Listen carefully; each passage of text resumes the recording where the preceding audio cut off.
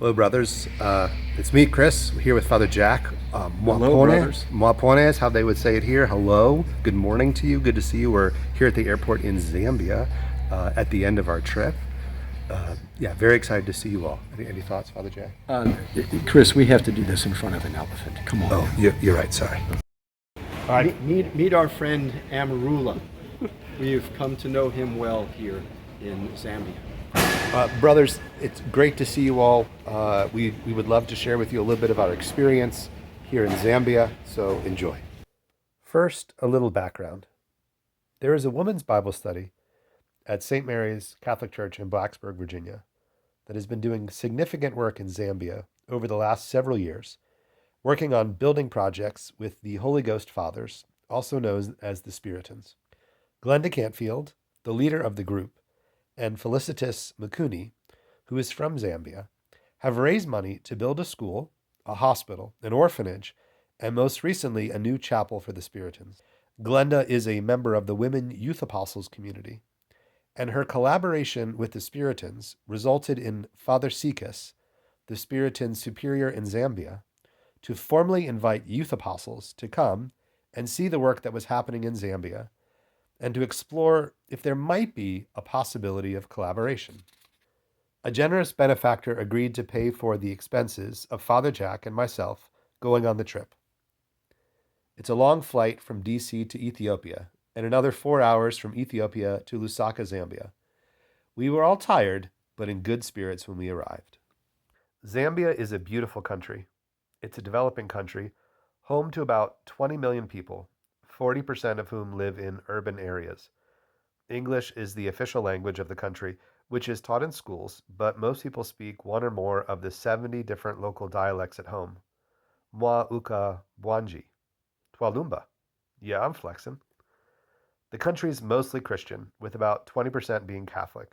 The Spiritans are doing ministry in 4 different dioceses in Zambia, mostly along what's called the Livingston Road, which is in south central Zambia, running from the capital in Lusaka to Livingston. Livingston is on the southern border and is home to lots of wildlife, as well as Victoria Falls, and is a major tourist destination.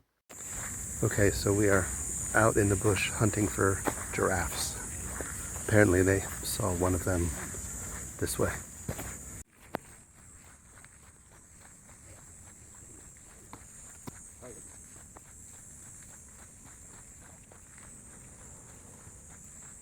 During the drought, when there was no food for them to eat. The animal feed them.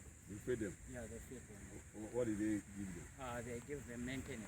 The Spiritan Formation House near Monza was the location of the newest building project, a new chapel. All the Spiritans from Zambia came for the dedication, along with 2 of their delegates from Rome. After the delegation mass, we were able to talk with the group of priests for almost 2 hours about youth ministry in Zambia. At the Spiritans' most recent chapter meeting, they had 4 themes they focused on. 3 of them, Behold, I am doing something new, an increase in collaboration with the laity, and a new focus on youth ministry, had the Spiritans very interested in the work of youth apostles. Father Jack shared our vision and approach to ministry with them, and we heard a lot about the ministry they are doing with young people in south central Zambia. There are a lot of young people in Zambia. The average age is about 17 years old. Unemployment and underemployment was a consistent concern shared with us as we spoke to young people. There is access to education, but education beyond high school is often out of reach, either at the university or in trade professions. And similar to the US, young people face the challenges of drugs and alcohol and a need to feel love and support. The church community is strong. Many young people go to Mass on Sunday. Each of the parishes we visited had a Sunday Mass directed specifically to young people. Youth ministry is also a little different. When parishes speak of youth groups, they're usually referring to communities of young people from the age of about 17 into their late 20s. Meeting with young people and hearing about their experiences was a big part of our trip. We were able to meet with youth groups from 3 different parishes, and all of them shared very similar experiences. We were also able to visit 2 different schools, and I snuck into a third one. What strikes you right away is how well behaved the children are. It was also really cool to experience liturgy in Zambia. and to see how it differs from liturgy in the US. The same Mass, but expressed differently. Singing is a big part of the culture in Zambia, and one of the ways many young people get involved in the church.